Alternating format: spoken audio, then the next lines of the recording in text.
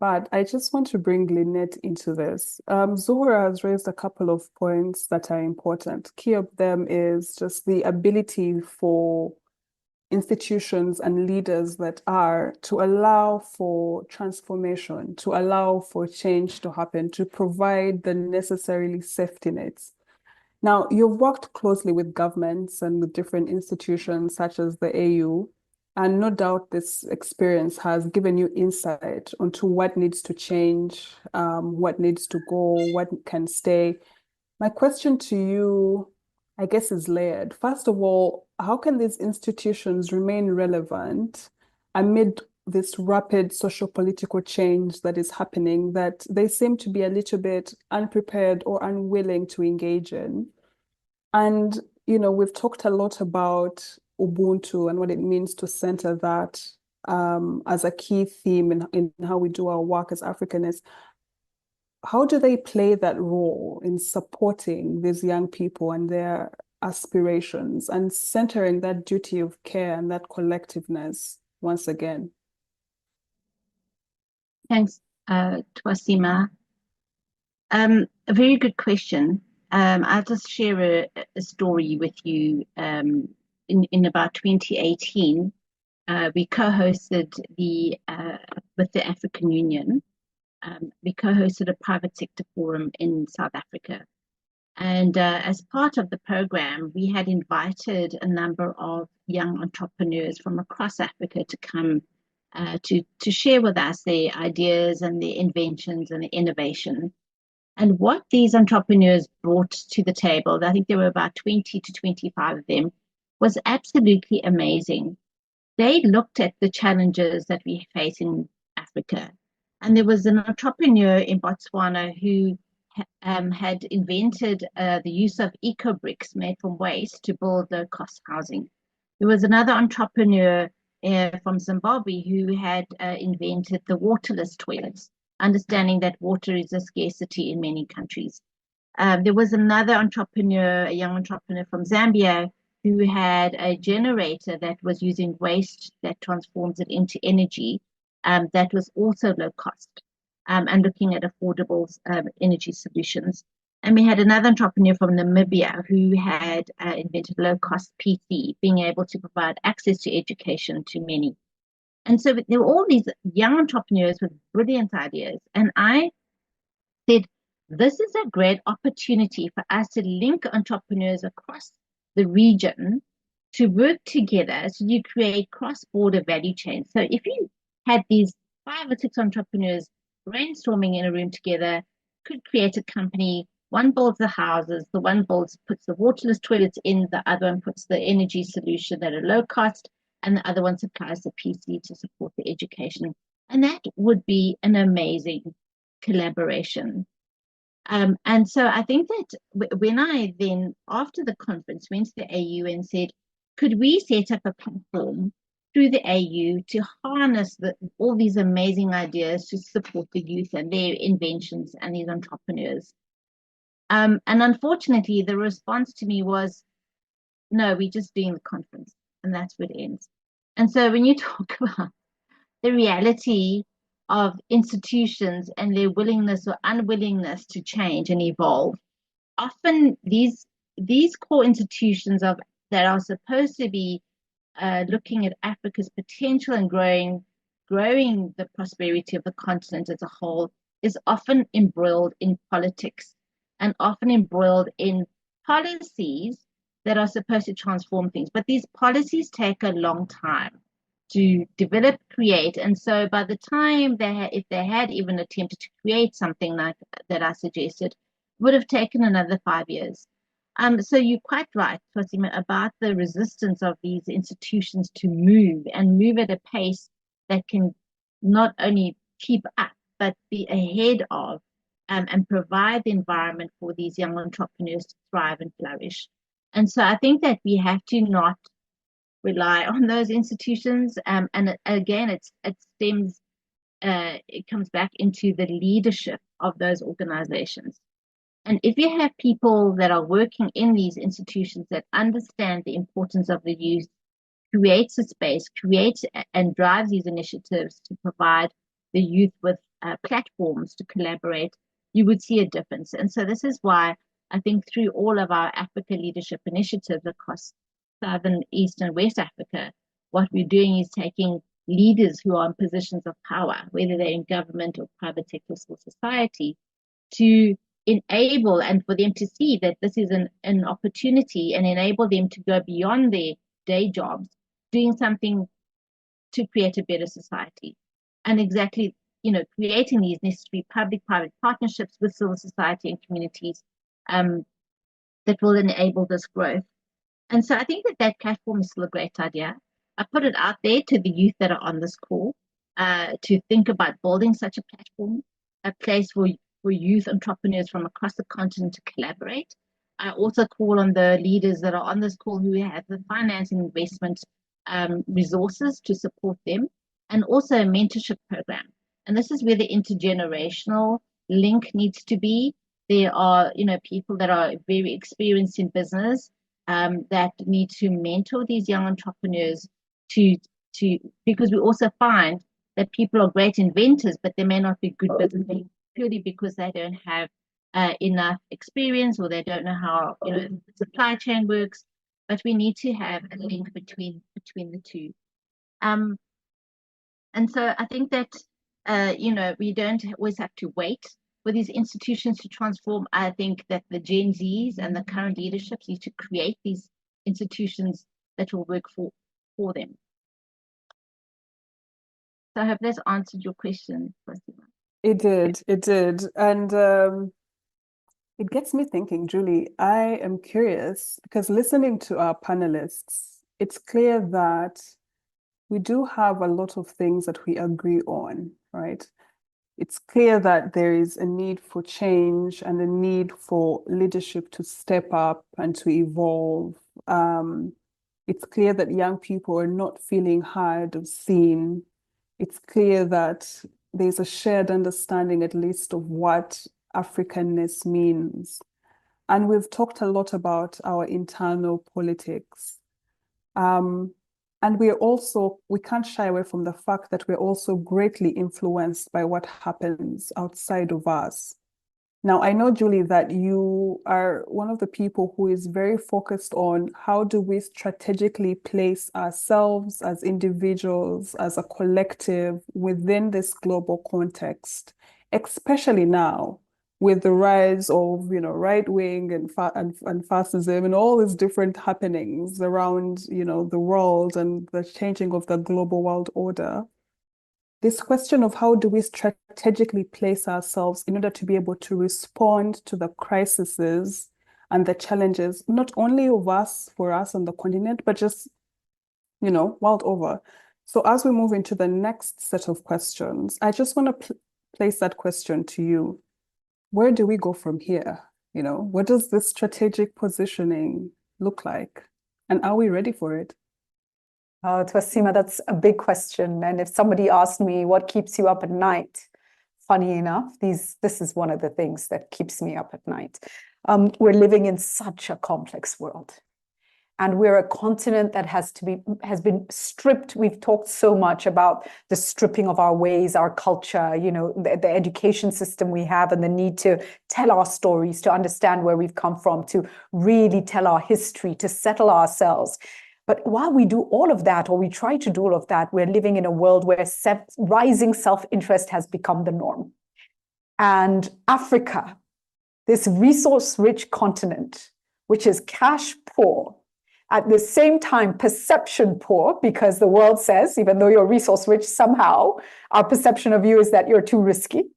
Where proxy wars are being fought on the continent, and yet we're hearing day in, day out, more US governments and other governments setting up bases on our shores. So this is going to only increase the number of conflicts and proxy wars being fought on the continent.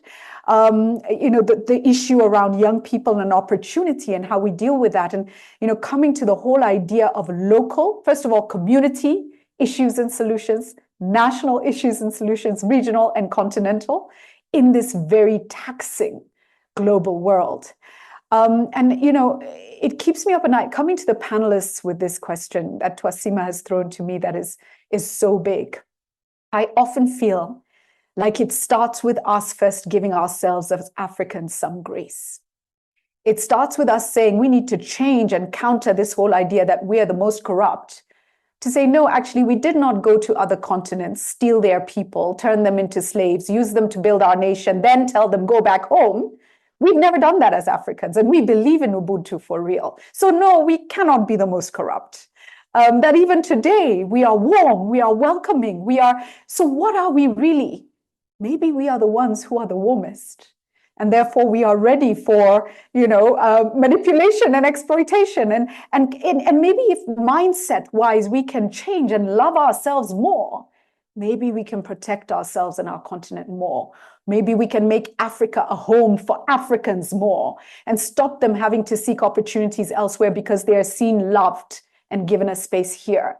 Coming to the panel, when we look at building young Africans into leadership, and this whole area needs to be captured somehow in how we drive our countries and our communities. What are the tools we can use? And maybe let me start with the young people. When you hear this, I think, King David, I saw your hands. I'm not sure if you were yawning or cheering or what. I'm not sure. Maybe I'll come to you first.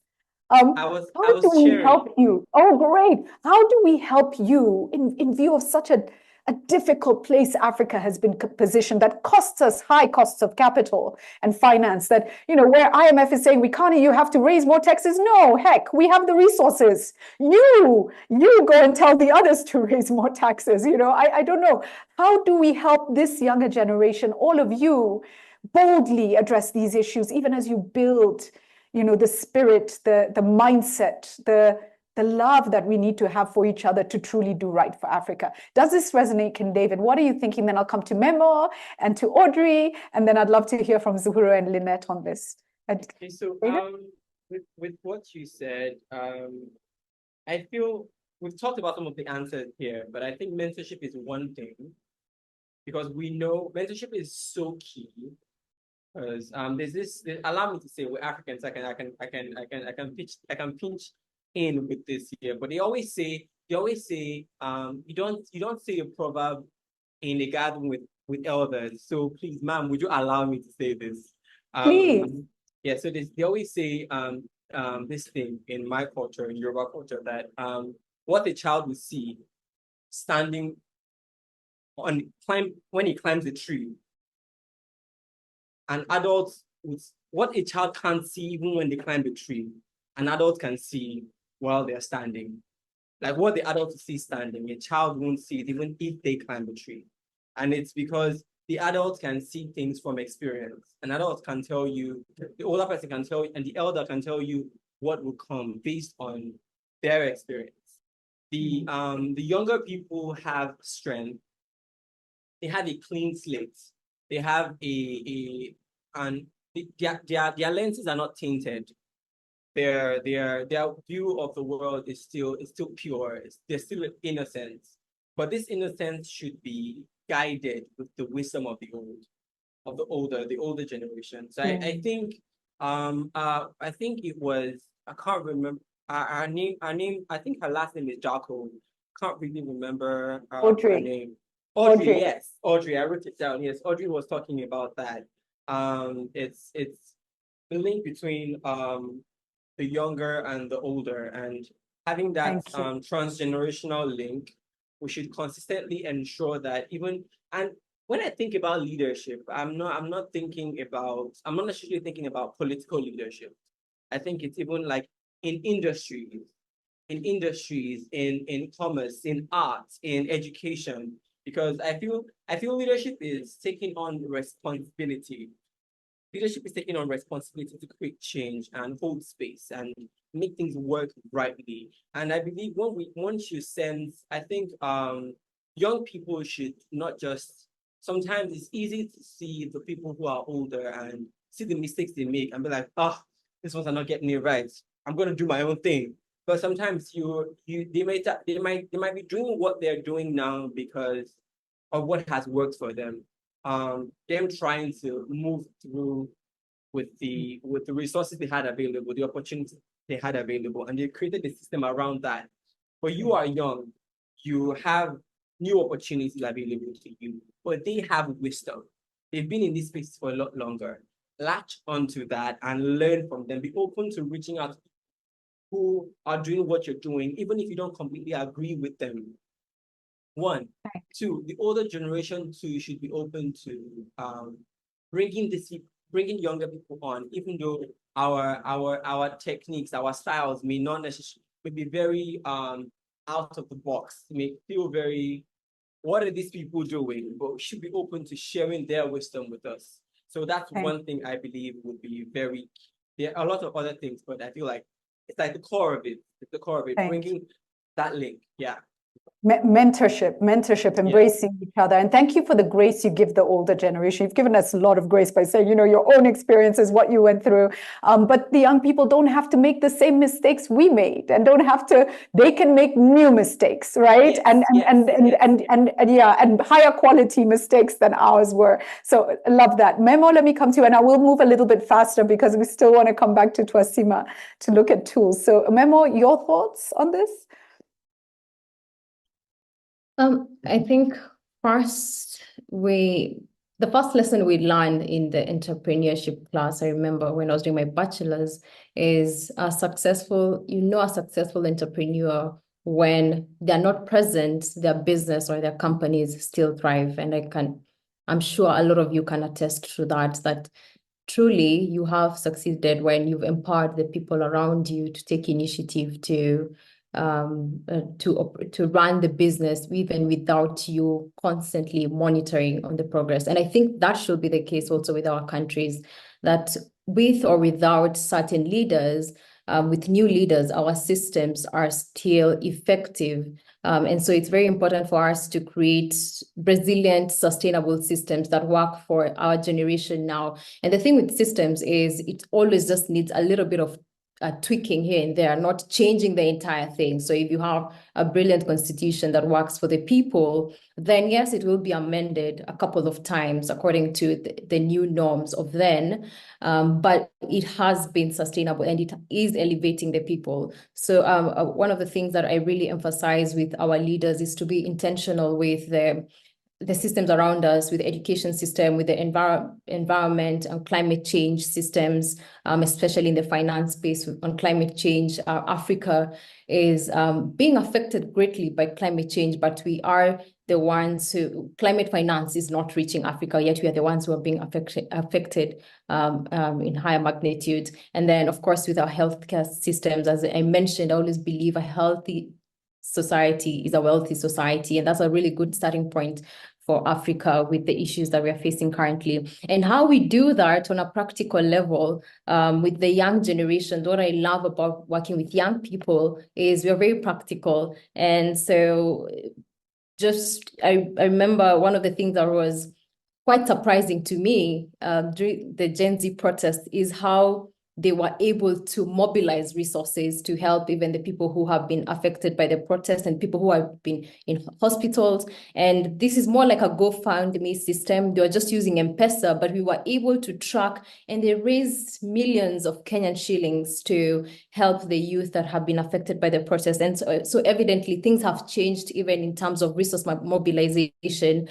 And I highly emphasize a lot of young people to invest in learning also just the law. You don't have to study law to be a lawyer.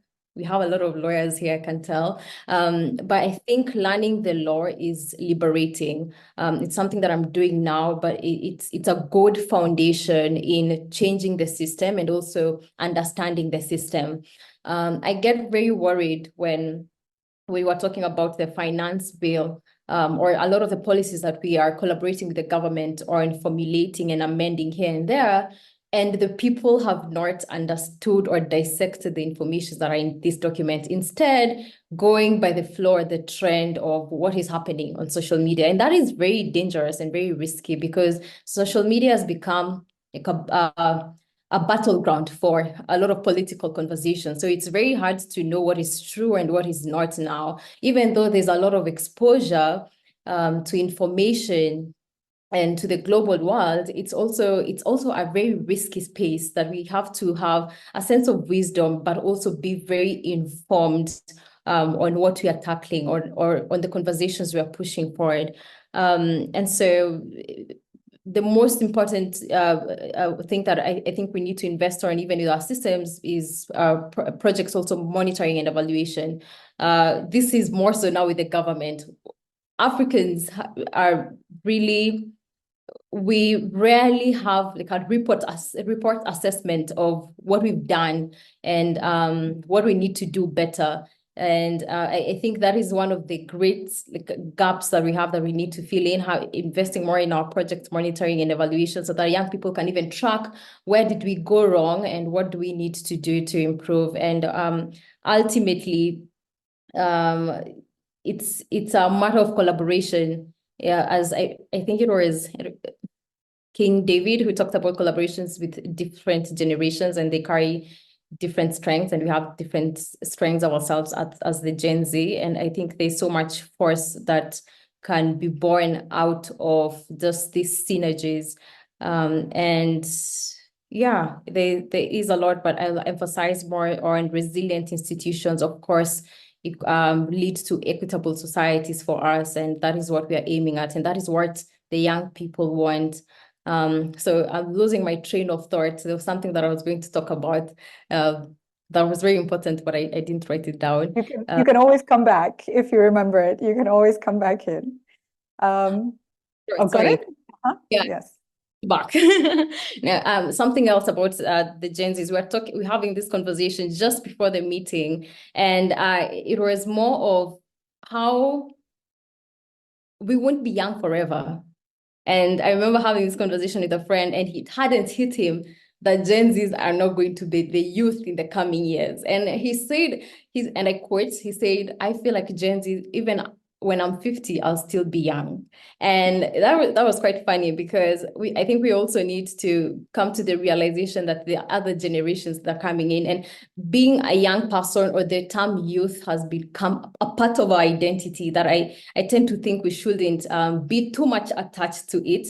We should be open for growth. And that is a conversation that I've not heard so many people talking about, but it's quite crucial, even just in the leadership space of young people. That what does it mean to move to the next generation of now being, we're already leaders, but now young people will be looking at us, right? And we'll be in the position that many of you are in right now. And that's also bringing in an issue, a factor of role models. A lot of young people require, in Africa, we require role models to shape our narrative. I remember we talked about right now who shapes our narrative. And I think one of the most important things that shapes our narrative is by young people having other people to look at. And I say this also as an auntie, because I have nieces and nephews, and right now, because of the number of trees that are planted from my organization, it's become a culture within our family that every single birthday, we are quite a number, but every single birthday we plant a tree. And that is because they've looked up to me in that way. And I believe that young people need to embrace change, embrace that we'll go to another level of leadership, that we are no longer young, and that level of leadership is a promotion and an elevation in life. And the systems that we need to create are systems that are going to work for us, but most importantly, also, they're going to work for generations and generations and generations to come. And so that is just something that I wanted to mention in the beginning of the call that had slipped me. But yeah, something about identity with Gen Zs that is very important to think about is what it means to be a young person 10, 20, 30 years to come. Wow. Yeah. That is absolutely profound. And there's such wisdom in the conversation we're having this afternoon. I'm really appreciating all the thoughts coming in. And I want to apologize. I know we're at time, but we're going to seek a few more minutes. Audrey, let me come to you for your thoughts, please.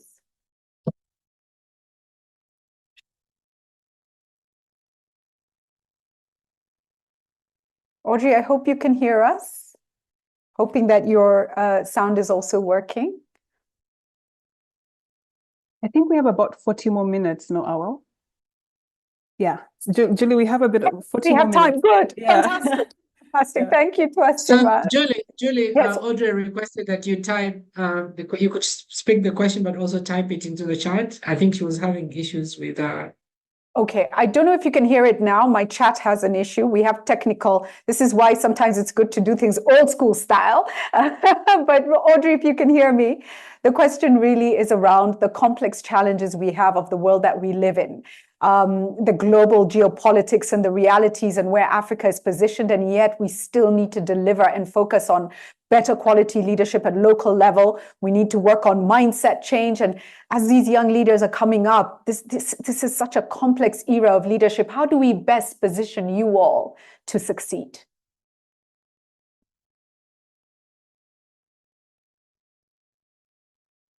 And if there's still a challenge with hearing Audrey, I can go to Lynette and Zuhura on this and maybe come back to you. Lynette, your thoughts, please. Thank you. Thank you, Julie. I was actually just passing on the question to Audrey, but I will try and answer that. I think our challenge, as I saw a question in the chat around international finance institutions should lower lending rates to Africa, etc. And those are all great suggestions. And when you look at the geopolitical situation, for many generations, Africa has always been has not been at the table. You look at, the UN Security Council, certainly we have been always left outside as the second cousin. That's not quite good enough to step up to the main table. And that is unacceptable.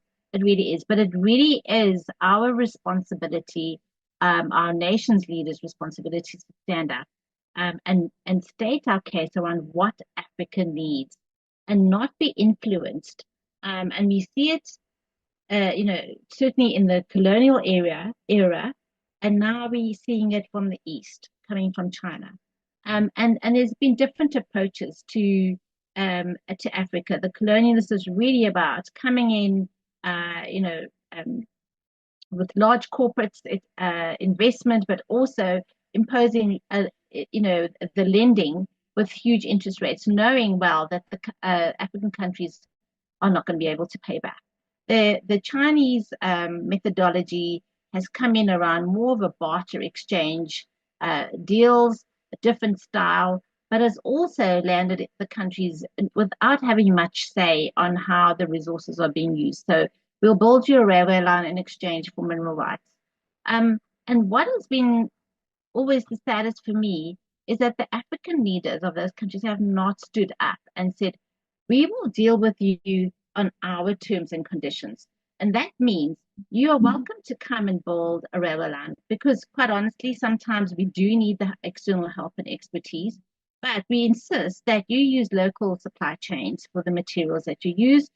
We insist in order to do that, you set up factories and assist our entrepreneurs and business people to get up and be able to produce the level of steel and nuts and bolts that you need to build the rail. We insist that you use local, labor, and we insist that you upskill. And so there's a proper transfer of skills and a proper investment. And what was interesting was, we did a piece of research for FAO a few years ago around agriculture, investment in agriculture in Africa. And they looked at case studies around China, how they did that, India and South Africa investing in other African countries. And at that time, we went to Beijing and presented the research. What was interesting that the Indian investment in agriculture in Africa had largely failed. Although they had the technology around, seeds and soil, etc., the communication and the understanding of local culture did not work. And also, I think, not understanding how to do business in Africa. So the Indian investments failed. The Chinese investments were successful because they brought everything. They brought the tractors, the bull, whatever. They brought all the equipment they needed to make those agricultural projects successful. But there was obviously resistance from the local communities saying, well, where are our jobs and why are we not benefiting from this? And so they went on to this the Chinese, a new notion of CSI. And they thought this was going to be the solution. So we'll build you a a hospital and a school and a clinic, and that was their contribution to the community. But that is still not good enough. It really isn't. The South African companies like SA Breweries, Illovo Sugar, that had invested in African countries, were doing it in, I think, the most successful way